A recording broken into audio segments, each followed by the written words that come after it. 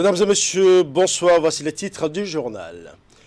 Les maires saluent la promulgation du code qui réforme l'administration territoriale en République du Bénin et confirment leur engagement aux côtés du gouvernement pour la mise en œuvre du PAG2. C'est à travers une sortie médiatique effectuée ce vendredi par le président de l'Association nationale des communes du Bénin, ANCB. Par la voix de leur président, les maires apprécient ces réformes qui, selon eux, concourent à la bonne gouvernance locale et à la correction des insuffisances notées depuis la mise en œuvre de la décentralisation au Bénin. Et pendant ce temps, la ville de Ouidah abrite un atelier de réflexion sur la contribution du numéro personnel d'identification à la mise en œuvre de la politique sociale du gouvernement. Un atelier conduit de main de maître par la ministre des Affaires sociales et de la microfinance, Véronique Toyfodé-Mewanou. Les détails dans un instant. Nous parlerons une fois encore de la célébration des religions endogènes, cette fois-ci avec les fils et filles de la commune de Djidja qui, eux aussi, ont commémoré la fête de 10 janvier. Cette année, c'est l'arrondissement de Zoukon qui a été le porte-flambeau des religions endogènes de la commune de Djidja. C'était en présence de dignitaires, adeptes et autorités politico-administratives. Voilà pour les titres, mesdames et messieurs. À nouveau, bonsoir. Sortie médiatique de l'Association nationale des communes du Bénin, les maires saluent la promulgation du code qui réforme l'administration territoriale en République du Bénin. Bien des réformes, selon eux, concourent à la bonne gouvernance locale et à corriger les insuffisances notées depuis la mise en œuvre de la décentralisation au Bénin. Les maires réaffirment leur engagement aux côtés du gouvernement pour la mise en œuvre du PAG2. Nous allons suivre le message du président de l'ANCB, Luc Satonji, à Tropo. Comme nous le savons tous désormais, les communes sont dotées d'une nouvelle charpente organisationnelle qui fait intervenir deux nouveaux organes, à savoir le conseil de supervision et le secrétariat exécutif. Ainsi qu'il est disposé dans l'article 55 du Code, je cite, « La commune dispose d'organes politiques et d'un organe administratif et technique. Le conseil communal et le conseil de supervision sont les organes politiques de la commune. Le secrétariat exécutif est l'organe administratif et technique de la commune. » Fin de citation. L'une des mesures importantes prises par le gouvernement et qui vient corriger une sorte d'injustice qui date du début du processus de décentralisation dans notre pays est l'instauration d'une rémunération au profit des élus. Désormais, le maire, les adjoints au maire, les présidents de commissions permanentes, les chefs d'arrondissement, les élus municipaux et communaux, ainsi que les chefs de village et de quartier de ville bénéficieront d'une rémunération dont le montant varie selon les communes. Il s'agit de mesures inédites depuis le démarrage de la décentralisation dans notre pays et tous les élus à qui nous avons rendu compte ont salué à sa juste valeur les efforts du président Patrice Talon pour le renforcement de la décentralisation dans notre pays.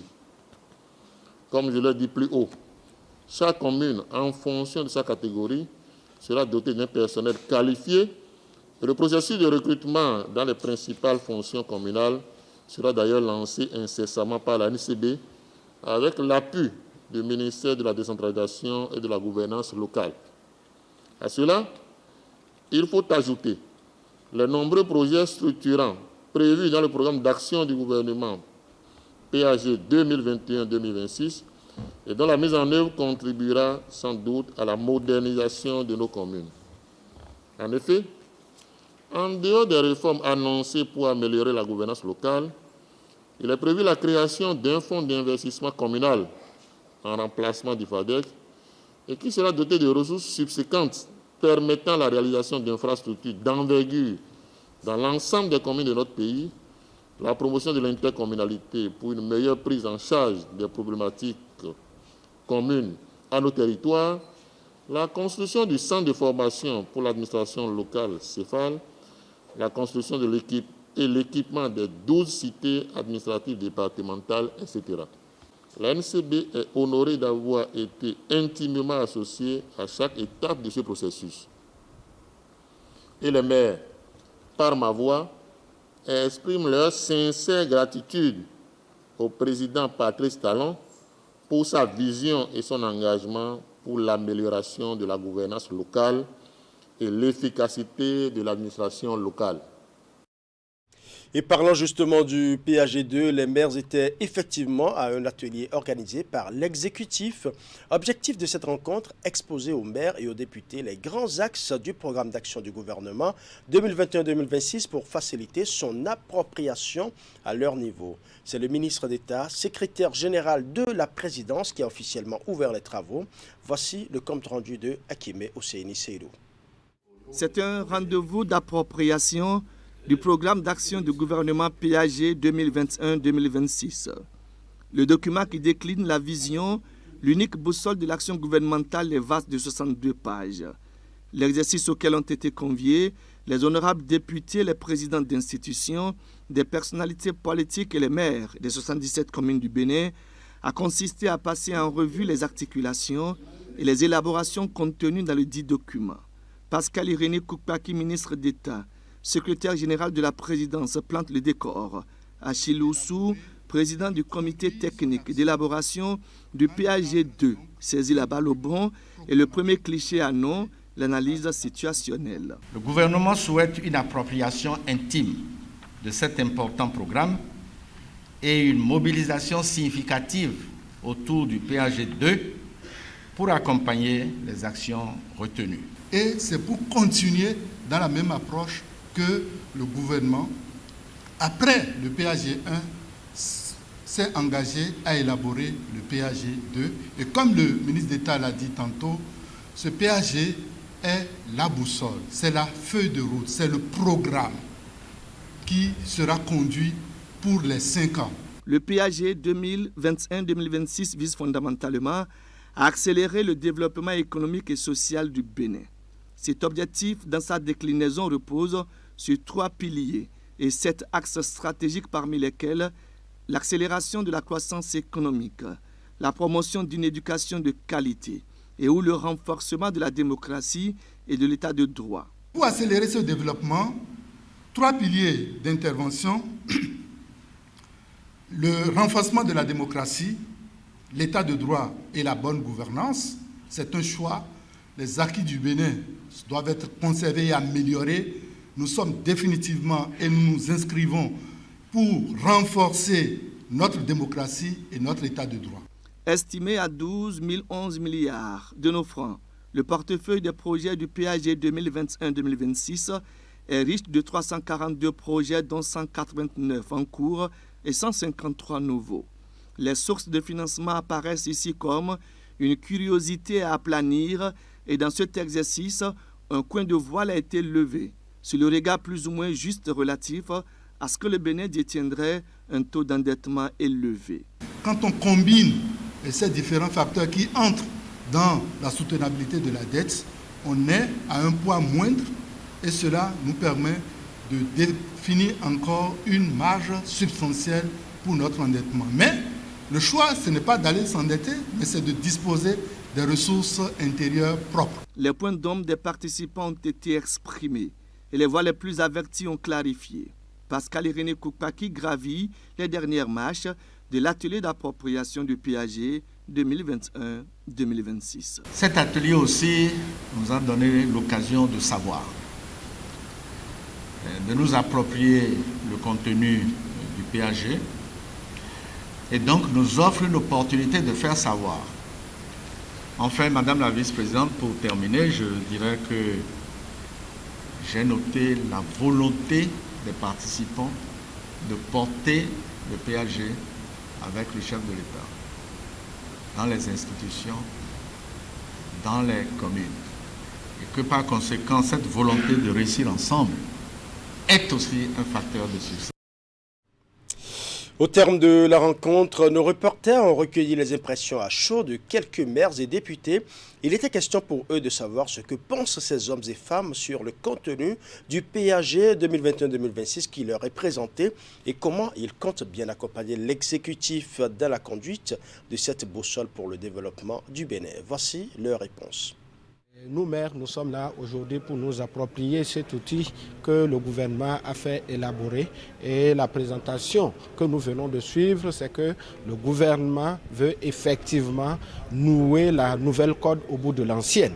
Quand nous prenons tous les secteurs d'activité aujourd'hui, que ce soit le Arche dont nous parlons ou notre zone sanitaire DCO, Djougou, Kopago, Waké faisait partie des communes pilotes ou des zones sanitaires pilotes, c'est que le Arche sera renforcé. Et si nous voulons que notre pays soit à l'image des autres nations, c'est nous qui devrions contribuer à la mobilisation des ressources pour la construction du pays. Qui vous souviennent que le premier PAG a été lancé, on va dire, un peu en grande pompe.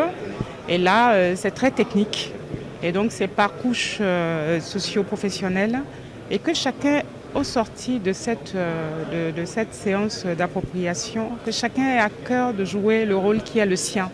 Pour finir, le Bénin a été révélé sur le premier PAG et le Bénin est confirmé avec un capital humain qui, en tout cas, pourra profiter très concrètement d'ici les 5 ans qui viennent du développement justement qu'on a lancé au Bénin.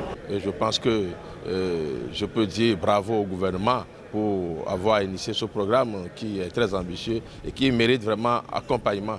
Le gouvernement, déjà dans sa présentation, a demandé donc le soutien des collectivités locales, dont les maires, et je pense que nous ne ménagerons aucun effort pour accompagner le gouvernement dans cet élan-là, pour que tout ce qu'il est en train d'entreprendre soit vraiment réalisé à la base. L'accompagnement des maires, c'est de sensibiliser les populations à la base, c'est de se voir impliqués, puisque le fait qu'on reçoive cette invitation afin de participer à cette présentation dorénavant, ça nous tient à cœur. Parce que ça va impacter, ça nous aidera surtout à la base. Parce qu'il y a de ces secteurs qu'un simple maire ne peut jamais se lever et réaliser. Mais aujourd'hui, c'est devenu une chose effective, puisque ça pourra nous aider vraiment pour qu'on puisse accompagner la population là où on était arrêté dans le parcours. Parlons à présent du recrutement des 1000 salariés au profit des unités textiles en cours d'installation dans la zone industrielle de Glodjigwe. Une série de sensibilisations est organisée dans ce cadre au profit des populations des localités environnantes. L'une de ces rencontres avec les populations s'est déroulée dans la commune de Zé. Voici le compte rendu de Ali Momoune. Deuxième réunion foraine d'information sur le recrutement de 1000 jeunes au profit des unités textiles de la GDIZ, Glodjigwe Industrial Zone. Les organisateurs, la Société d'investissement et de promotion d'industrie, CIPI Bénin SA, l'Agence de promotion des investissements et des exportations APIES et l'Agence nationale pour l'emploi ANPE sont aujourd'hui dans la commune de Zé. C'est l'une des localités environnantes de la zone industrielle et les populations ne se sont pas fait prier pour répondre à l'appel. Cette mobilisation massive témoigne combien la jeunesse a compris l'enjeu de l'emploi dans notre pays. En effet, je voudrais inviter la délégation en charge de cette sensibilisation à faire de la manière à ce que la jeunesse ici présente s'approprie véritablement du processus de ce recrutement. Au cours de la rencontre, le processus de recrutement est expliqué de long en large aux participants.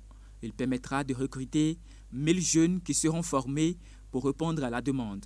Actuellement, ce sont 3 unités textiles qui sont en construction et pour laquelle une main-d'œuvre qualifiée est nécessaire pour le lancement de leurs activités. Le processus d'enregistrement se fera selon 3 méthodes. La première méthode, c'est l'enregistrement en ligne.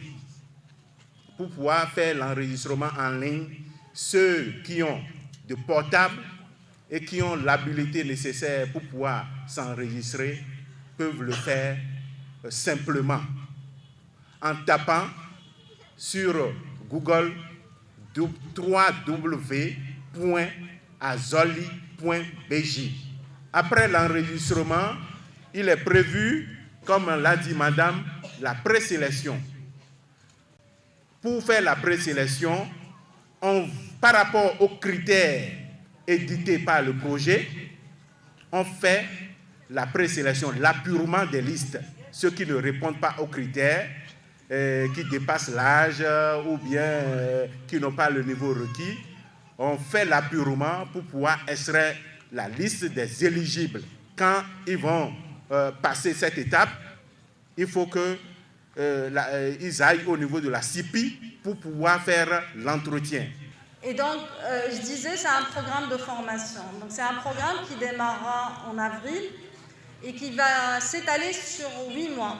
Donc, il y aura une partie théorique, une partie qu'on appelle, nous, les professionnels d'incubation, c'est-à-dire que vous allez commencer à manier les machines et les outils, et puis une partie de formation sur le tas, c'est-à-dire dans un environnement de production. Et donc, au bout de cette formation, les personnes qui seront certifiées, et on fera tout pour que les personnes qui intègrent ce programme, parce que c'est aussi notre objectif le soir vers la fin, vont commencer à travailler dans nos unités de textile. Pour 2022, c'est 3000 jeunes qui seront recrutés et formés pour satisfaire la demande des unités textiles. L'objectif de la CIPI Bénin SA, de la pièce et de la NPE est d'offrir aux investisseurs une main-d'œuvre qualifiée, ce qui s'inscrit dans la vision du gouvernement de créer suffisamment d'emplois pour la jeunesse béninoise en s'appuyant sur le secteur de l'agro-industrie. Je l'annonçais en titre, la ville de Ouidah abrite depuis ce vendredi un atelier de réflexion sur la contribution du numéro personnel d'identification à la mise en œuvre de la politique sociale du gouvernement. La ministre des Affaires sociales et de la microfinance, Véronique Tognifode-Mewanou, a procédé elle-même à l'ouverture des travaux. Teddy Goudalo pour plus de précisions. Atelier de réflexion sur la contribution du numéro personnel d'identification à la mise en œuvre de la politique sociale du gouvernement. Il est organisé en vue d'une exécution efficace du projet d'identification unique pour l'intégration régionale et l'inclusion en Afrique de l'Ouest, Yuri Bénin. D'après les dispositions, c'est ce NPI qui nous suit désormais et qui suit toute personne qui naît désormais au Bénin, de son berceau même jusqu'au-delà du tombeau. Cet identifiant unique est le NPI qui est délivré à travers 3 supports. Le premier support, c'est la carte nationale d'identité biométrique. Le deuxième support, c'est le certificat d'identification personnelle.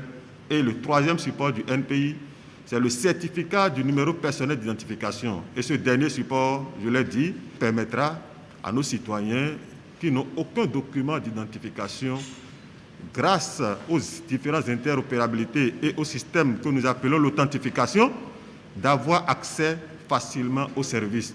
Le Bénin, en adhérant à ce programme, a pour objectif de faciliter l'accès aux services grâce au justificatif d'identité qu'est le certificat du numéro personnel d'identification. Il faut noter qu'à ce jour, grâce à des inscriptions sur la plateforme www.iserviceanip.bg, plus de 250 000 Béninois disposent déjà de son numéro personnel d'identification. Le NPI est un numéro unique national d'identification de la personne. Il est un code unique, aléatoirement généré au moyen d'un algorithme de connaissance qui permet d'identifier la personne physique de manière univoque. Mesdames, Messieurs, pour garantir l'inclusion universelle et continue, à travers une identification plus intégrée et unifiée, le Bénin a sollicité le soutien de la Banque mondiale pour être dans la deuxième phase des pays participants au programme sous-régional OURI sur la mise en œuvre des systèmes d'identification de base en Afrique.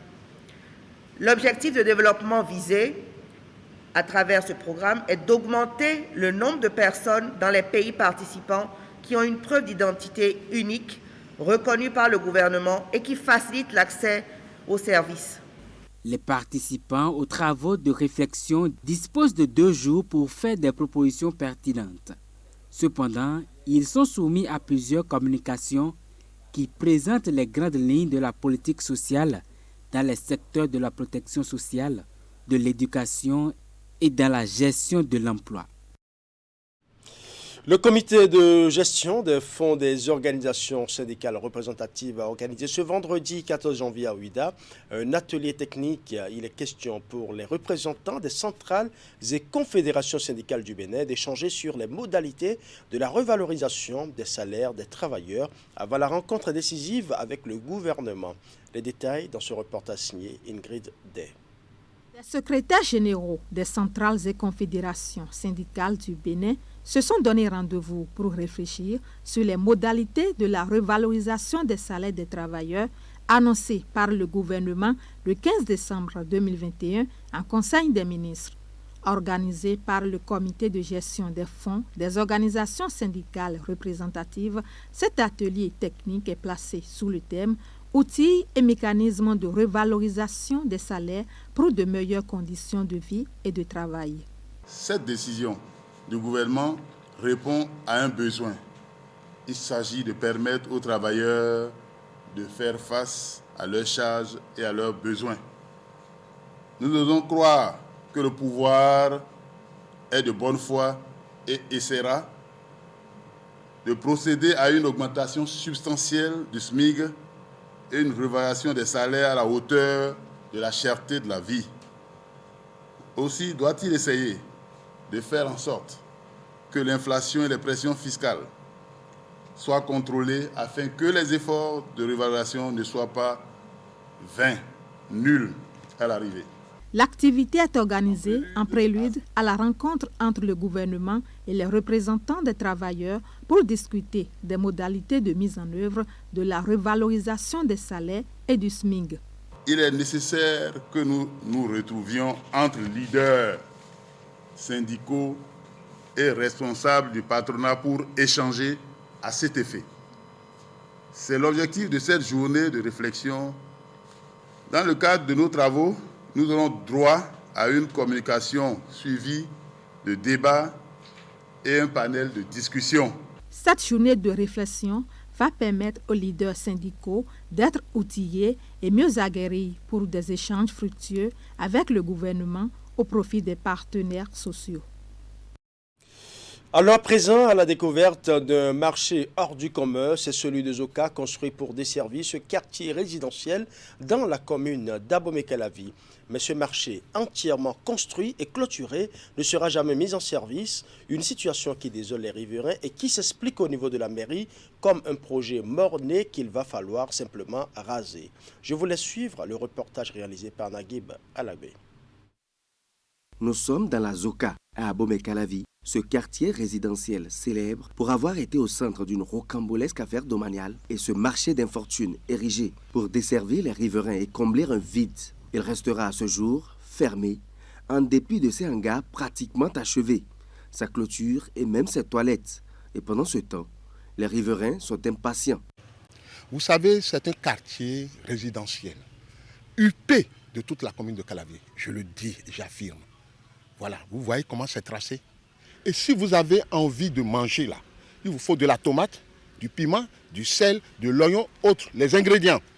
Il faut se déplacer jusqu'à Kota pour aller à Topa, notre Topa de Calavi là d'abord. Et déjà l'espace est là. Les gens se plaignent. Mais je ne peux pas dire les raisons profondes qui ont fait que ce marché est là encore, comme ça, végète. De l'intérieur, voici à quoi il ressemble. Certes, des hangars, les uns plus vieux que les autres, mais le tout abandonné à la rune, au milieu d'herbes sauvages, à la merci de reptiles et d'oiseaux. Si c'est bien fait, les divorcés sociaux ne vont plus rester dedans. Vous voyez maintenant, parce que c'est là. La nuit, ils sont là et après, ils sortent. Et comme il n'y a pas de lampadaire, ils créent ce qu'ils veulent. Les plus impatients, ce sont également ces dizaines de bonnes dames, ayant souscrit aux multiples et onéreuses formalités d'attribution de hangars et qui, à ce jour, ne voient rien venir. De quoi se poser des questions. Des gens avaient déjà récolté 15 000 pour leur dire qu'ils auront place dans le marché. Mais voilà que le marché n'est pas ouvert. On n'a pas construit plus de hangars, c'est vaste. Il y a des toilettes derrière là-bas qui sont construites, d'accord. Mais mon plus grand plaisir serait que ce marché-là soit mis en activité. Il semble évident, cependant, que le bout du tunnel ne soit guère pour demain. L'autorité est claire, la mairie a dû revoir ses plans. Le marché de Zoka, dans sa forme actuelle, sera purement et simplement rasé. La raison, la voilà.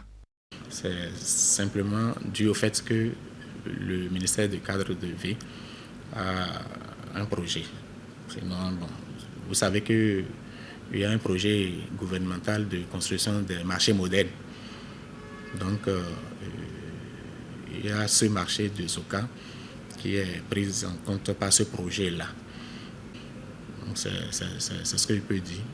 Mais je crois que d'ici à là aussi, les travaux, parce que c'est à casser et à reprendre carrément. C'est le même cas pour le marché de Flacomé dans Godomé. Donc les femmes seront délogées et les travaux vont démarrer aussi là. La réponse qui m'a été servie est que le président Talon avec son gouvernement a décidé de maintenir ces marchés-là pour les divers et que le marché de gros sera construit plusieurs fois. Mais quand on vous sert cet argument, n'ayant pas de document, qu'est-ce que vous voulez que je fasse? Si nous engageons une action sur le marché pour dire, bon, installation provisoire, on est d'accord. Si on le fait et que d'un jour à l'autre, le ministère en tout cas lance les travaux, vous voyez les peines que nous allons faire subir à ces usagers-là. Donc autant patienter, surtout que nous sommes avec un gouvernement qui agit bien et vite. Donc aucun projet ne dort. Voilà donc qui donne une idée assez claire de la situation. Bientôt, tout cet investissement serait amené à disparaître pour qu'en lieu et place pousse un joyau.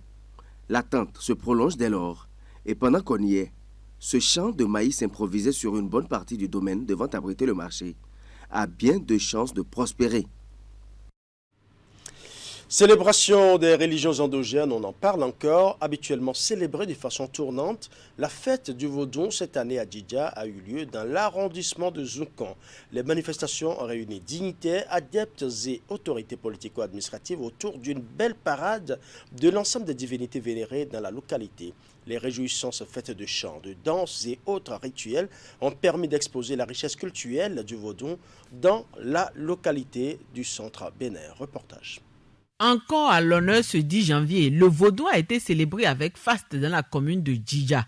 Autour des responsables de culte, des dignitaires et une foule impressionnante d'adeptes, de notables et de profanes. Les manifestations organisées dans l'arrondissement de Zoukon ont été l'occasion de rappeler l'importance de la tradition, principalement des cultes endogènes.